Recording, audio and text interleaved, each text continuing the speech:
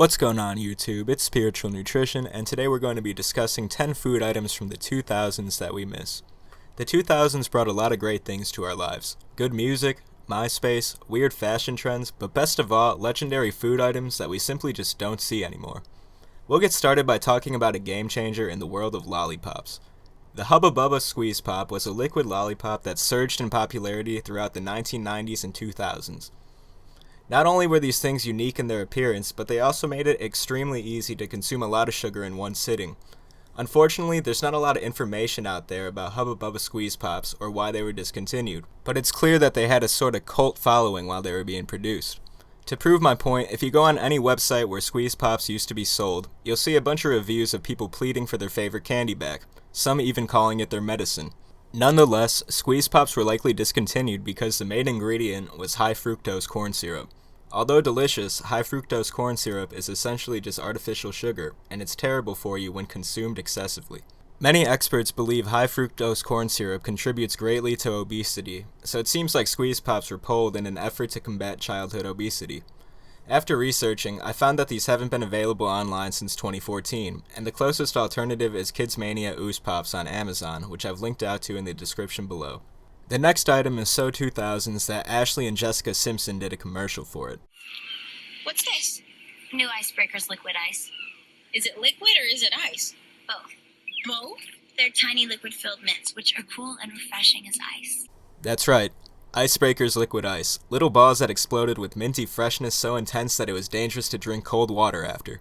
Icebreakers launched liquid ice in 2003, and that seemed to be pretty strategic with their marketing by getting Hillary and Haley Duff on board with promoting. Although the product caught a lot of people's attention, the initial sales were not very promising. After 1 year of production, Icebreakers stopped making liquid ice sometime in late 2004 or 2005.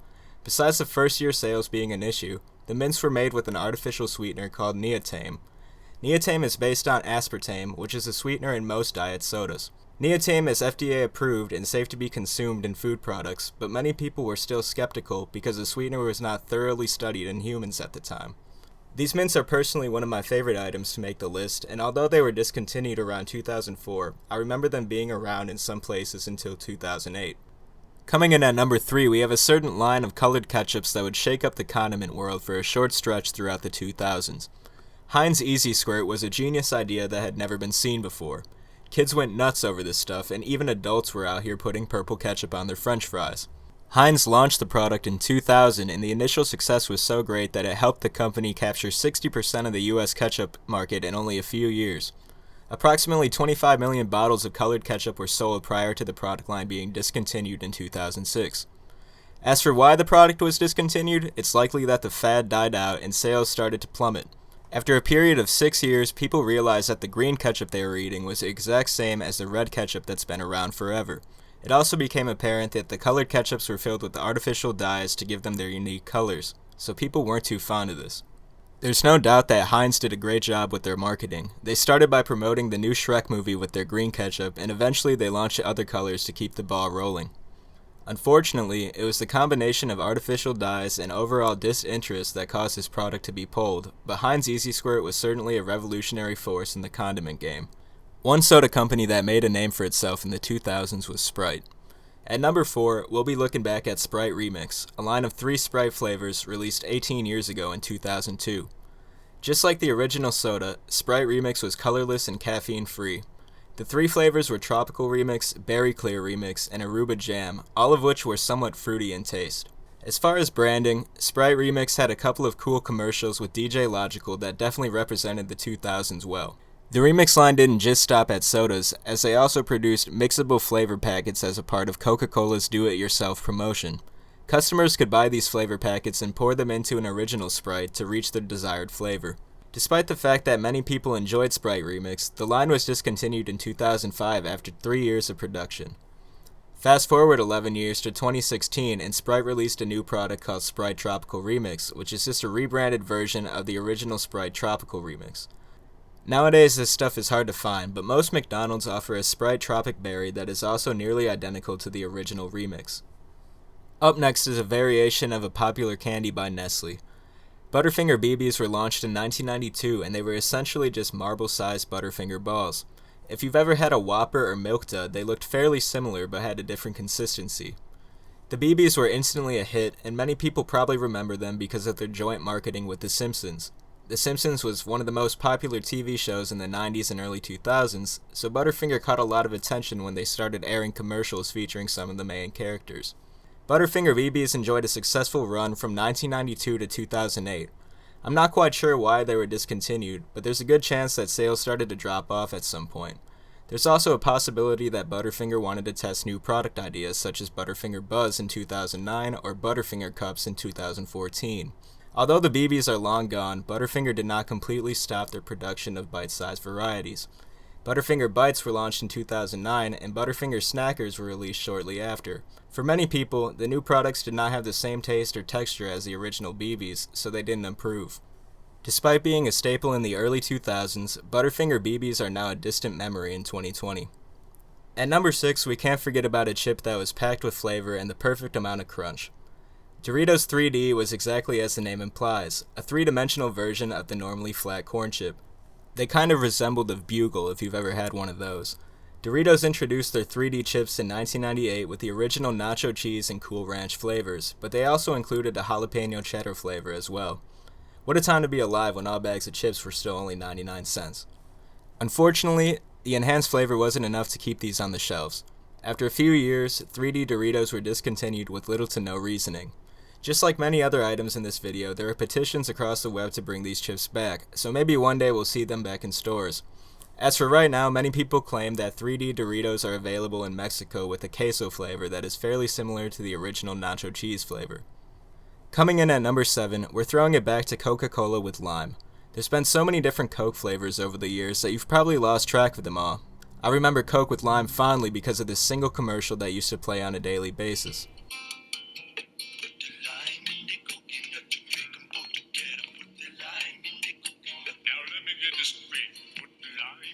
Many people add lime to their beverages, so Coke probably took this as an opportunity to simplify things. Interestingly enough, Coca-Cola started out by making Diet Coke with lime in 2004, but then after positive customer feedback, they decided to give the original a run too. Despite being a refreshing drink, there's no denying that Coke with lime catered to a specific group of people who really enjoyed lime with their soda. Furthermore, what's stopping the average person from adding lime juice to a can of Coke at home? These reasons, combined with the lack of sales, is what led to Coke with lime being discontinued after only 1 year. It's unfortunate that this product only lasted 1 year because maybe there would have been a turnaround in the following years. I personally think this one falls under the category of gone too soon. At number 8, we have a yogurt that will hit you right in the childhood. We've all heard of TRIX cereal, but do you remember TRIX yogurt? TRIX yogurt was marketed under the YOPLAIT brand for a short period of time, and they're mostly memorable for being multicolored with a variety of unique flavors. Although TRIX yogurt was marketed primarily for children, it was no different from regular YOPLAIT yogurt, and it was actually relatively healthy despite looking artificial. There's not a lot of information regarding when TRIX yogurt first came out, but it was likely sometime around 1992 according to an article from the Chicago Sun-Times. At the time, TRIX was one of the top-selling cereals nationwide, and YOPLAIT was trying to compete with Dannon at the top of the food chain. The partnership proved to be successful for both companies until TRIX yogurt disappeared sometime around 2009.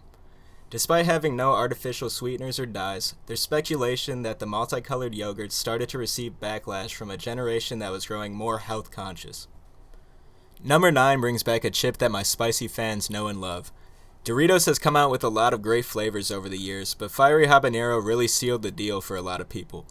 There were already a lot of hot chips on the market, but Doritos wanted to take it one step further by using habanero pepper seasoning.